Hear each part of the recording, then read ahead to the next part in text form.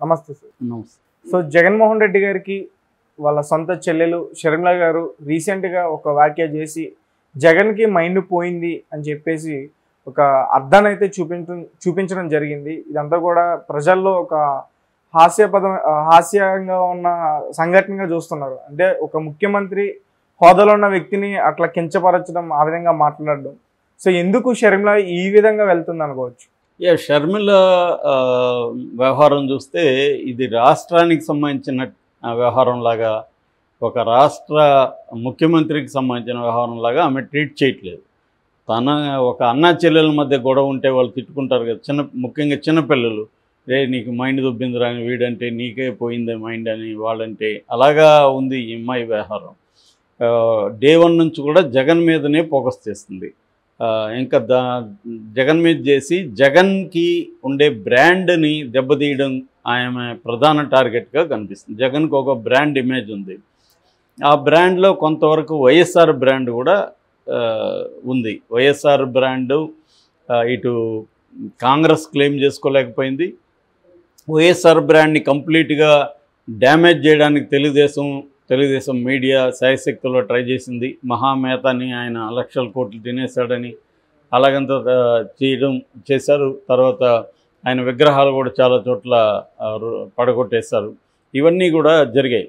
అయితే జగన్ ఏంటంటే స్టడీ ఫాస్ట్గా తన ఫాదర్ ఇమేజ్ని తను క్లెయిమ్ చేసుకుంటూ వచ్చాడు. పేరు కూడా అదే పెట్టాడు. అంటే పేరు వేరేది యువజన శ్రామిక అదే కనబడినా వైఎస్ఆర్ అనేది పేరు తెలివిగా రెండు కలిపేట్టుగా పెట్టుకున్నారు. సో అలాగా జగన్ ఏంటంటే వాళ్ళ నాన్న బ్రాండ్ని తను వాళ్ళ నాన్నకి ఒక ప్రాపర్ వారసుడిలాగా వచ్చాడు. తర్వాత తన ఓన్ బ్రాండ్ కూడా డెవలప్ చేసుకున్నాడు. అంటే ముఖ్యంగా 10 ఏళ్ల పాటు అతను అధికారంలో లేకపోయినా 10 ఏళ్ల పాటు నిలబడ్డాడు. అప్పట్లో సోనియా గాంధీని ఎదిరించడం అంటే అప్పట్లో మాటలు కాదు. ఎందుకంటే ఆమెను ఎవరు ఎదిరించినా వాళ్ళని ఎలా వేధించదో మనం చూసాము. అయినా కూడా బెదిరించాడు. జైలుకి పోతామని తెలిసినా కూడా ధిక్కరించాడు. నిజానికి అతను కానీ సోనియా గాంధీ మాట ఏమంటే అప్పుడే కేంద్ర మంత్రిని చేసి ఉండేవాళ్ళు. తర్వాత మెల్లగా సీఎం కూడా అయి ఉండేవాడు కాంగ్రెస్లో. అయినా కూడా అతను ఆ బాట ఎంచుకోకుండా అప్పట్లో ఎదిరించాడు. దానివల్ల 16 ఏళ్ళు జైల్లో కూర్చోవాల్సి వచ్చింది. అప్పుడే అందరూ కూడా ఏమన్నారంటే ఇంకా ఇతని పార్టీ మటాషు, ఇతను ఖచ్చితంగా శిక్ష పడిపోతుంది, ఆడవాళ్ళు పార్టీని ఏం నడుపుతారు, వీళ్ళ వల్ల కాదు అనేది కూడా వచ్చింది. కానీ జగన్ బెదరకుగా నడపగలిగాడు. లేడీస్ కూడా అప్పుడు భారత్ ఏమో వ్యాపారాలు చూసుకుంటే ఇటు విజయమ్మ కానీ ఇటు షర్మిల కానీ జనంలో ఉండడం, ఈ జనంలో ఒక సింపతిని క్రియేట్ చేసుకుంటూ వెళ్ళడం, ఇవన్నీ జరిగాయి. అయితే అప్పుడే నిజానికి 2014లోనే సీఎం అయి ఉండాలి. కానీ అప్పుడు రాష్ట్ర విభజన జరగడం, కొత్త రాష్ట్రానికి అనుభవజ్ఞుడైన ముఖ్యమంత్రి ఉండాలి అని మీడియా, ముఖ్యంగా తెలుగుదేశం మీడియా అంతా పెద్ద ఎత్తున ఇన్ఫ్లుయెన్స్ చేయగలగడం, జనం కూడా అది నమ్మడం వల్ల ఇతనికి సింపతి ఉన్నప్పటికి కూడా అది వర్కౌట్ అవ్వలేదు. అందుకని నేరో మార్జిన్లోనే ఓట్లు దాదాపు 2% లోపలే వీళ్ళిద్దరికి తేడా ఉంది. సో అలా అయ్యాడు. తర్వాత మొత్తం జగన్ని కంప్లీట్గా పార్టీని తొక్కేయాలని, నాశనం చేసేయాలని చంద్రబాబు ప్లాన్ చేసి తనకు బ్రహ్మాండమైన మెజార్టీ ఉన్నప్పుడు కూడా 23 మందిని అక్కడి నుంచి లాగేసుకున్నాడు. 60 ఏళ్ళు 23 మంది ఇటు వచ్చేసారు. అయినా కూడా జగన్ ఫైట్ చేసుకుంటూ వచ్చాడు. 5 ఏళ్ల పాటు చంద్రబాబు క్యాంటీగా ఫైట్ చేసుకుంటూ వచ్చాడు. ఎందుకంటే చంద్రబాబు అటు బీజేపీ సెంట్రల్లో. సో అయినా కూడా ఎందుకంటే అతనికి అప్పటికే 19 కేసుల వరకు ఉన్నాయి, ఇటు ఈడీ కేసులు అండ్ సిబిఐ కేసులు.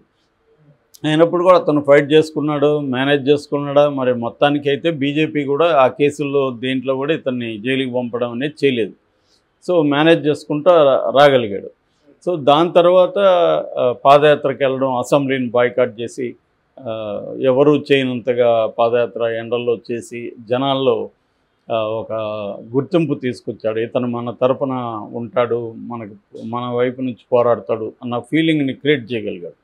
దాంతో అతను సీఎం అయ్యాడు. సో ఊరికే ఏమి వైఎస్ఆర్ బొమ్మ పెట్టుకొని సీఎం అవ్వాల, అది అంత ఈజీ కూడా కాదు.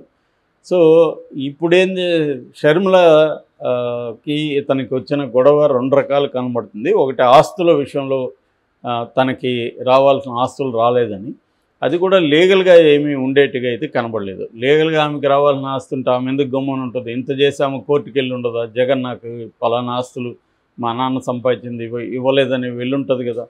ఆ మధ్య కూడా సాక్షుల్లో కూడా వాటా ఉందని, మరి ఎందుకు కోర్టుకు వెళ్ళలేదు? సో క్లియర్గా ఆస్తుల్లో ఈమె ఏదో ఆశిస్తుంది, లీగల్గా అవసరం లేదన్నట్టుగా జగన్ ఇవ్వలేదు, తెలియదు. అంటే జగన్ సంపాదించిన ఆస్తుల్ని ఈమెకి ఇవ్వాల్సిన అవసరం లేదు. సో మొత్తానికి ఏదో ఆ ప్రాబ్లం ఉంది. రెండో ప్రాబ్లం, రాజకీయంగా ఈమెకు యాస్పిరేషన్స్ ఉన్నాయి, బట్ జగన్ అలౌ చేయలేదు. అంటే ఈమె రేపు అప్పుడే ఎంపీ టికెట్ ఆశించిందా లేకపోతే ఏ పదవి ఆశించింది ఇవన్నీ తెలియదు. కానీ జగన్ క్లియర్గా తన కుటుంబంలో ఇంకొక పవర్ సెంటర్ని తయారు చేయడం తనకి ఇష్టం లేదు. రేపొద్దున మన కంట్రోల్లో ఉండదు అనుకున్నాడు. సో అందుకని ఏదన్నా తనకేమన్నా ఇబ్బంది అయ్యి జైలుకి పోవాల్సి వస్తే భారతిని పెట్టదాం అనుకున్నాడు. కానీ సీఎం ప్లేస్లో షర్మిలాని వద్దనుకున్నాడు. అతనికి ఉన్న పరిస్థితి రీతే అతను ఆలోచించాడు. ఎందుకంటే షర్మిల తన కంట్రోల్లో ఉండదు, భారత్ అయితే తన కంట్రోల్లో ఉంటుంది. సో అతని పాయింట్ ఆఫ్ వ్యూలో అది కరెక్టే. కానీ ఈమె హర్ట్ అయింది దీంతో. మరి అప్పుడే కానీ అక్కడ పార్టీ పెట్టి అక్కడ పోరాడంటే ఈ పార్టీకి ఆమె కొంత ఇమేజ్ వచ్చిండేది, కొంత వైఎస్ఆర్ బ్రాండ్ కూడా వచ్చిండేది. కానీ ఆమె రాంగ్ స్టెప్ వేసి తెలంగాణలో వచ్చింది. అప్పట్లో అందరూ షాక్ అయ్యారు, తెలంగాణలో ఈమెకి ఏం పని అన్నట్టుగా మాట్లాడితే అప్పుడు ఇక్కడ కూడా చాలా ఏండ్ల పాటు ఆమె ఫైట్ చేసింది.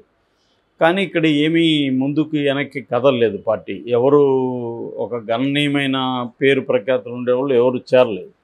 సో ఈ క్రమంలో షర్మిల మళ్ళీ ఇక్కడ పార్టీని పక్కకు పెట్టుకొని కాంగ్రెస్లో చేరింది. కాంగ్రెస్ పరిస్థితి ఏంటి? ఒకప్పుడు ఏ వైఎస్ఆర్ ఇమేజ్ని తొక్కేయాలనుకుని కాంగ్రెస్ అనుకునిందో అదే ఇమేజ్ మీద బతకాల్సిన పరిస్థితి కాంగ్రెస్కి ఏర్పడింది. అదొక ఐరనీ అంటారు ఇంగ్లీష్లో. అటువంటి ఒక విచిత్రమైన పరిస్థితి అన్నమాట కాంగ్రెస్ది. ఎందుకంటే కాంగ్రెస్ ఆల్రెడీ కోమాలో ఉంది. దాన్ని ఎవరైనా కనీసం కోమాలో నుంచి ప్రాణాలు అంటే కళ్ళు తెరిపించేది ఎవరైనా ఉంటారంటే వాళ్ళకి ఒక ఏంజల్ లాగా ఈమె కనబడింది. సో ఈమె అయితే కళ్ళు తెరిపిస్తుంది కనీసం అని చెప్పి వాళ్ళు ఈమెని తీసుకున్నారు. ఈమెకి కూడా ఇప్పుడు ఒక పార్టీ అండగావాల్సి వచ్చింది. అంతవరకు కాంగ్రెస్ పార్టీని తిట్టి ఈమె ఇప్పుడు మళ్ళీ కాంగ్రెస్లో చేరింది, అక్కడికి వెళ్ళింది. ఇప్పుడు అక్కడ ఆమె కాంగ్రెస్ పార్టీ ప్రెసిడెంట్ లాగా బిహేవ్ చేయట్లా, జగన్తో గొడవ పెట్టుకున్న చెల్లెల్లాగా బిహేవ్ చేస్తుంది. అంటే ఇది కుటుంబ వ్యవహారంలాగా మార్చేసింది. మరి కాంగ్రెస్ పార్టీలో రాహుల్ గాంధీ కానీ ప్రియాంక వీళ్ళు ఆ మధ్య కూడా ఈమె మీద కోపగించుకున్నారన్న వార్త కూడా వచ్చింది. కానీ ఆమె బిహేవియర్లో అయితే ఏం మార్పు రాలేదు. ఈ కాంటెక్స్లోనే నిన్న జగన్ మీద కూడా ఆమె మీటింగ్ పెట్టి జగన్కి మానసిక స్థితి సరిగా లేదు, ఎంతసేపటికి చంద్రబాబు పేరే కలవరిస్తున్నాడు, అందుకని అతను అద్దం పంపిస్తున్నా అద్దంలో చూసుకుంటే అతని ముఖం కనబడుతుందా చంద్రబాబు ముఖం కనబడుతుందా అనేది నాకు తెలియాలి అని ఒక సెటైరికల్ అనమాట అనేది వేసి ఆమె అద్దం పెట్టి చూపించింది మీడియాలో. నిజానికి ఆమె చంద్రబాబు పేరు జగన్ చంద్రబాబు పేరు ఎన్నిసార్లు చెప్తున్నాడో అంతకు రెట్టింపుగా లేదా 100 రెట్లు ఈమె జగన్ పేరు చెప్తుంది. ఈమె కూడా అద్దంలో చూసుకోవాలి, అద్దంలో ఈ ముఖం ఉందా జగన్ ముఖం ఉందా అని. అట్లాగే చంద్రబాబు పవన్ కళ్యాణ్లు కూడా జగన్ పేరు విపరీతంగా ఎత్తున్నారు. వాళ్ళు అసలు తామేం చేశాము 14 ఏళ్లలో తానేం చేశానని చంద్రబాబు చెప్పట్లేదు, తాను ఏం చేయబోతున్నాం అనేది తక్కువ చెప్తున్నారు. కానీ జగన్ ఓడించండి, జగన్ ఒక రాక్షసుడు, జగన్ ఒక అరాచకవాది, జగన్ ఒక సైకో, ఇదే జగన్ జగన్ జగన్ జపమే కనిపిస్తుంది. మరి వాళ్ళకు కూడా తల ఒక అద్దం పంపించాలి కదా ఈమె. సో ఇక్కడ ఎవరు తక్కువ కాదు, అందరూ కూడా ప్రత్యర్థులని విమర్శించడమే ప్రధాన ధ్యేయంగా పెట్టుకుని. నిజానికి జగనే ఆ విషయంలో తక్కువ ఉన్నాడు. జగన్ ఏంటంటే నేను చేసినవి మీకు మేలు చేసి ఉంటే మీరు నాకు ఓటేయండి అనేది జగన్ ఒక్కడే పిలిపిస్తున్నాడు. అవును, నేను ఈ 5 ఏళ్లలో మీ ఇంటికి నా వల్ల మేలు జరిగితే నాకు ఓటేయండి, లేకపోతే వద్దని చెప్తున్నాడు ఓపెన్గా. సో వీళ్ళు అట్లా కాదు కదా, వీళ్ళు మేము 14 ఏళ్లలో నేను మీకు మంచి చేసి ఉంటే నాకు ఓటేయండి అని ఎప్పుడన్నా అన్నాడా చంద్రబాబు? అనలేదు. నేను ఈ పథకాలు పెట్టాను ఇప్పుడు ఇంకా పెట్టబోతానని అన్నాడా? అనలేదు. మొన్నటి వరకు జగన్ పథకాలని తిట్టి జగన్ పథకాల వల్ల అప్పులైపోతుంది, అప్పు తెచ్చి పంచడమే ప్రభుత్వం నడపడమా, ఇది ఎవడైనా చేస్తాడు, దీనివల్ల శ్రీలంక అయిపోతుంది, రాష్ట్రం దివాలా తీస్తుందని మాట్లాడి ఇప్పుడు నేను దానికంటే డబ్బులు ఇస్తాననే కదా చెప్తున్నాడు. అట్లాగే వాలంటీర్ వ్యవస్థను మొన్నటి వరకు తిట్టి నేను ఇంకా వాలంటీర్లకు ఎక్కువ ఇస్తానని చెప్తున్నాడు. సో ఏదైనా కూడా జగన్ ఏం చేశాడో అదే నేను చేస్తాను, కొంత ఎక్కువ చేస్తానని చెప్తున్నాడు చంద్రబాబు. జగన్ చేసేదానికంటే ఎక్కువ చేస్తాను అని చెప్తున్నాడు. మరి మొన్నటి వరకు మీరు ఎందుకు సార్ విమర్శించారు అని ప్రజలు ప్రశ్న ఉంటుంది కదా. మీరు ఎందుకు మొన్నటి వరకు ఇదంతా వద్దన్నారు, ఇప్పుడు మీరు డబుల్గా ఇస్తే శ్రీలంక అవుదా అది అని అడుగుతారుగా. మీరు వాలంటీర్లు ఇప్పుడు ఎందుకు పెట్టుకుంటున్నారు, మొన్నటి వరకు తిట్టారు కదా, మీరు రాగానే వాలంటీర్లు అందరూ సొద్దుపూసలు అయిపోతారా అనేది ఇప్పుడు ప్రశ్నలు వస్తాయి. ఇటువంటి ఒక యూటర్న్, అనేక యూటర్న్లు కూటమిలో కనబడుతుంది. సో వీళ్ళకి యాడ్ అయింది ఈమె, ఇంకా పెద్ద యూటర్న్ షర్మిల అని చెప్పచ్చు ఈమె, అనేక యూటర్న్ షర్మిల. సో మొన్నటి వరకు మా నాన్న దొంగగా చేర్చిన పార్టీ కాంగ్రెస్ అని చెప్పి ఇప్పుడేమో మా నాన్న జగనే చేర్చాడని ఒక అడ్డదిడ్డమైన వాదంతో బయలుదేరింది. సో దానివల్ల జగన్కి ఏంటి ఉపయోగం అనేది ఇప్పటివరకు ఆమె చెప్పట్లేదు.